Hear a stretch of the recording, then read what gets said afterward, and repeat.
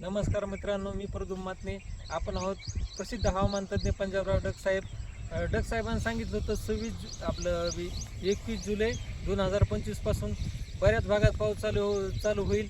त्याप्रमाणे काही भागात अतिमुसळधार तर काही भागात रिमझिम पाऊस झालेला आहे. डक साहेबांनी सांगितल्याप्रमाणे बऱ्याच भागात पाऊस झालेला आहे. पण अजून डक साहेबाकडून विचारू, काही भागात अजून बी रिमझिम पाऊस चालू आहे. तिथला वेग कधी वाढेल व तिथं चांगला पाऊस कधी होईल? नमस्कार. आज आहे 26 जुलै 2025. तर आजपासूनचा परत एक खास करून शेतकऱ्यासाठी अंदाज देणार आहे. तर खास करून काय करू तर आपण सुरुवात उत्तर महाराष्ट्राकडे करू. काय झालं, उत्तर महाराष्ट्राकडे काही भागामध्ये पाऊस पडलेला नाही.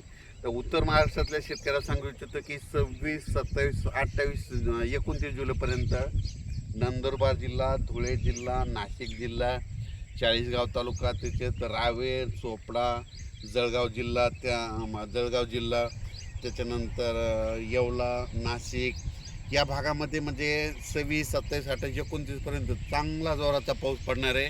शेतातून पाणी बाहेर निघणार आहे म्हणून हा अंदाज उत्तर महाराष्ट्रातल्या शेतकऱ्यांना लक्षात येते.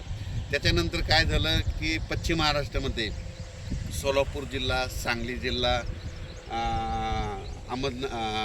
अहिल्यानगरचा काही भाग या भागामध्ये पाऊस पडलेला नाही. तर आज 26 तारखेला म्हणजे आज अहिल्यानगर भागामध्ये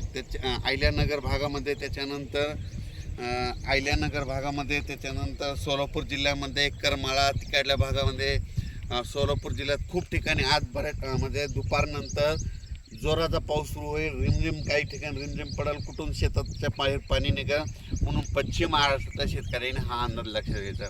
त्याच्यानंतर आपण मराठवाड्याकडे बोलू.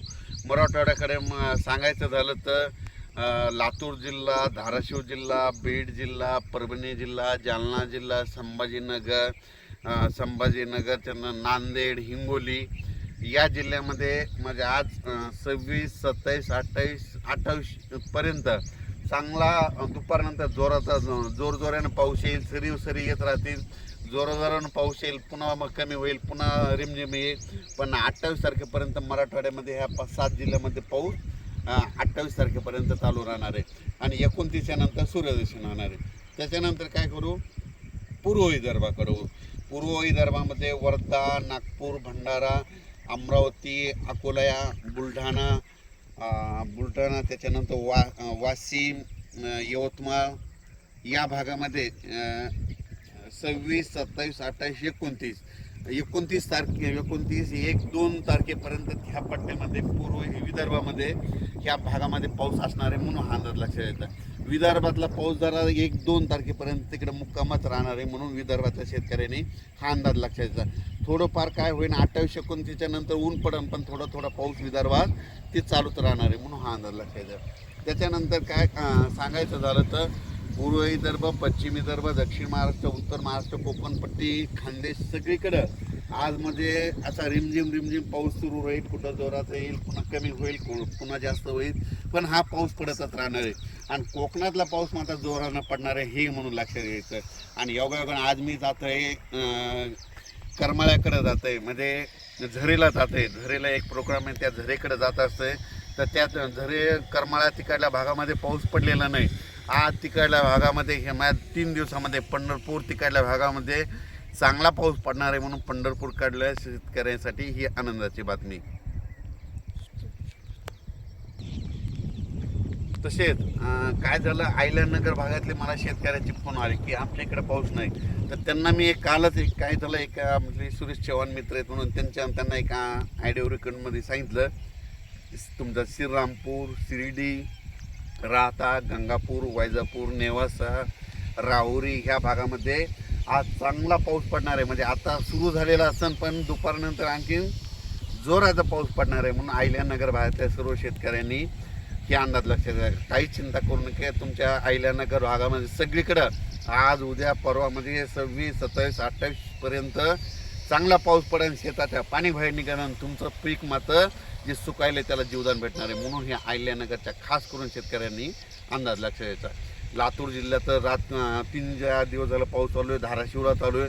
म्हणजे सांगायचं झालं हा सगळीकडे पाऊस चालू आहे. फक्त पडला नव्हता फक्त अहिल्यानगर भागात, रावेर इकडं, चोपडा, यावल त्या भागामध्ये नव्हता, तिकडे देखील पाऊस सुरू झाला आहे. म्हणून राज्यात आणखीन 28 तारखेपर्यंत आहे. त्याच्यानंतर 29 तारखेला सूर्यदर्शन होईल काही काही भागामध्ये. 30 तारखेला आणखीन चांगलं सूर्यदर्शन.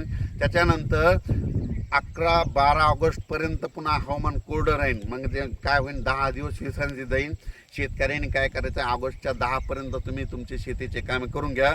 12 ऑगस्ट म्हणजे ऑगस्टच्या दुसऱ्या आठवड्यात परत एकदा चांगला असा मोठा पाऊस येणार आहे, म्हणून हे अंदाज लक्षात घ्या. 12 ऑगस्टच्या दरम्यान परत एकदा पाऊस येणार आहे, म्हणून हे देखील सर्व शेतकऱ्यांनी लक्षात घ्यायचं. म्हणजे ऑगस्टच्या दुसऱ्या आठवड्यात पाऊस येणार आहे. पण काय होणार आहे, 29 तारखेपर्यंत 10-12 दिवस शेतकऱ्याला शेतीचे कामे करायला विश्रांती भेटणार आहे, म्हणून हा अंदाज लक्षात घ्यायचा. अचानक वातावरणात बदल झाला तर लगेच एक मेसेज दिला जाईल. मी जात आहे करमाळ्याकडे आणि करमाळ्याकडे जात असताना या धारूरच्या घाटामध्ये या तळ्यापासून हे अंदाज देत आहे. धन्यवाद.